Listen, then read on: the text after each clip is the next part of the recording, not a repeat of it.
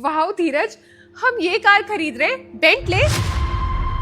अरे ये नहीं बाबा, ये वरना ये ले रहा हूं मैं तुम्हारे लिए। व्हाट रबिश, क्या बकवास कर रहे हो ये? तुम मुझे ये घटिया गाड़ी दिलवाओगे? अरे भाई, जिसकी जितनी औकात होगी उतना ही तो करेगा ना वो। क्यों पापा जी? हाँ हाँ, क्यों नहीं दामाद जी, बिल्कुल सही बात है।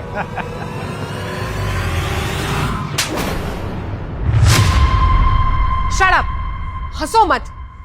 तुम यहाँ लाके मेरी बेइज्जती कर रहे हो। तुमने मुझे प्रॉमिस किया था कि तुम बर्थडे पे मुझे अच्छी गाड़ी दिलवाओगे, और क्या कर रहे हो यहाँ पे लाके मुझे ये खटारा घटिया गाड़ी दिलवा रहे हो? मैंने तुमसे झूठ कब बोला?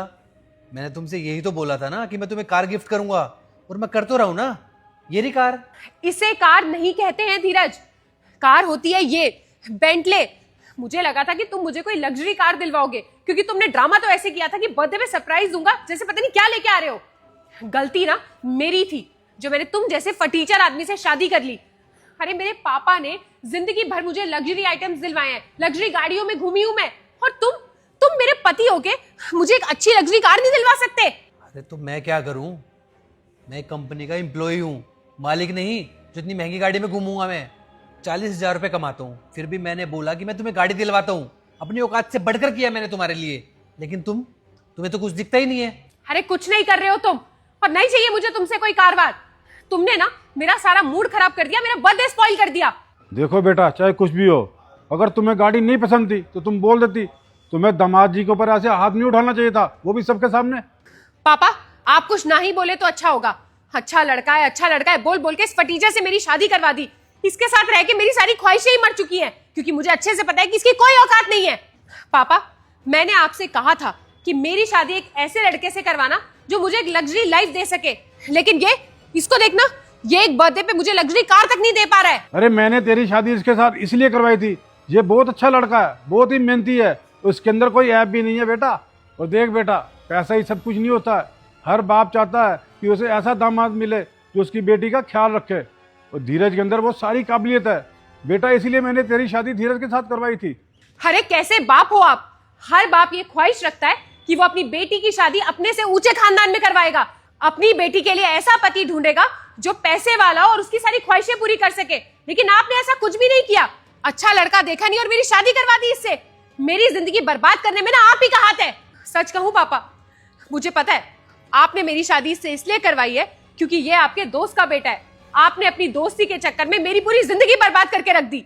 देख बेटा, तू चाहे कुछ भी कह ले, पर मेरे सामने दामाद जी के साथ इस तरह से बात ना कर, वरना वरना क्या पापा? क्या करेंगे आप? आप हर वक्त मुझे धमकी देते रहते हैं। आप क्या चाहते हैं मुझसे, कि मैं सब कुछ बर्दाश्त करती रहूं? आप खुद ही बताइए। इन्होंने मुझसे कहा था कि ये मुझे एक गाड़ी दिलवाएंगे, और अब यहाँ लाके ये मुझे छोटी घटिया गाड़ी दिलवा रहे हैं, तो मुझे गुस्सा नहीं आएगा क्या? देखो धीरज, मैं तुमसे लास्ट बार बोल रही हूँ, अगर तुम्हारी औकात नहीं है ना तो मुझसे झूठे वादे मत किया करो, और नहीं चाहिए मुझे तुमसे कोई गाड़ी। अच्छा ठीक है, सॉरी, तुम गुस्सा मत करो। शायद गलती मेरी ही है कि मैं तुम्हें खुश नहीं रख पा रहा। सच कहूँ तो अपनी औकात से बढ़कर करता हूँ तुम्हारे लिए। हमेशा कोशिश करता हूँ कि तुम खुश रहो, लेकिन मेरी हैसियत बीच में आ जाती है। देखो, अगर मेरी वजह से तुम्हें हर्ट हुआ है तो सॉरी, लेकिन मेरी औकात नहीं है वाली गाड़ी दिलाने की। अरे दामाद जी, देख लो इनके तेवर। अरे गलती खुद की है और मुझे एटीट्यूड दिखा के जा रहा है। एक तो इनकी गरीबी झेलो, ऊपर से इनके ताने भी सुनो। बेटी, ये तूने बिल्कुल भी ठीक नहीं किया। दामाद जी से ऐसे बात करने का तेरा बिल्कुल हक नहीं बनता। रहने दो मम्मी, आप भी ना कुछ कम नहीं हो। अरे मैं आपकी बेटी हूँ, आप माँ हो मेरी। कम से कम थोड़ा तो तरस खा लिया करो मुझ पे। मैंने तो सुना था कि एक माँ को बेटी के दुख का एहसास होता है, लेकिन आप हर वक्त पापा का साथ देती रहती है। देख बेटा, मैं तेरी माँ होने के नाते तुझे समझा रही हूँ, समझ जाएगी तो तेरा ही फायदा है। हम दोनों को तो अब पैसा, धन दौलत, इनसे कुछ भी नहीं लेना देना। इस उम्र में आने के बाद तो बेटा हम दोनों को एक दूसरे का साथ ही चाहिए, और कुछ नहीं।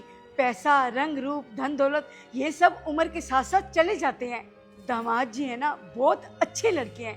तूने दामाद जी के ऊपर हाथ उठाया और पलट कर उन्होंने तुझे कुछ भी नहीं कहा, इसका मतलब वो तुझसे कितना प्यार करते हैं, और तुझे उनके प्यार की कदर ही नहीं है।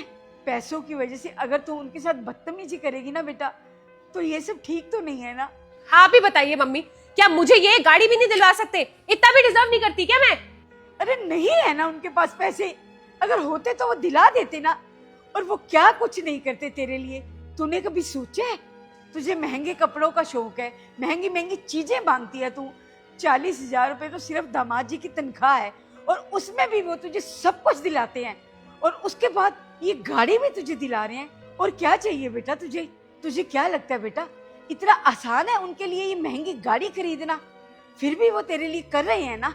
पता नहीं बेटा वो कैसे ये सब मैनेज करते हैं, सिर्फ इसलिए कि तू खुश रहे।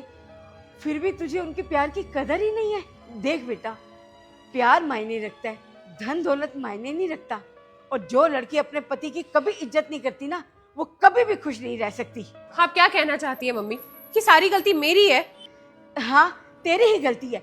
और देख लेना, अपनी गलती के लिए ना तू एक दिन पछताएगी। अरे औरत तो अपने पति के सम्मान के लिए क्या क्या करती है, और एक तू है कि किसी की सुनती ही नहीं है। मुझे तो शर्म आती है तुझे अपनी बेटी कहते हुए। चलो जी, यहाँ से चलते हैं, हमें नहीं यहाँ रुकना। तुम बिल्कुल सही कह रहे हो, हमारे लाड प्यार ने इसे बिगाड़ दिया है। हमें इसे इतनी छूट नहीं देनी चाहिए थी। अब हम जा रहे हैं, चलो आओ। मम्मी, पापा, आप लोग तो मेरी बात सुनिए। कहाँ जा रहे हैं आप लोग?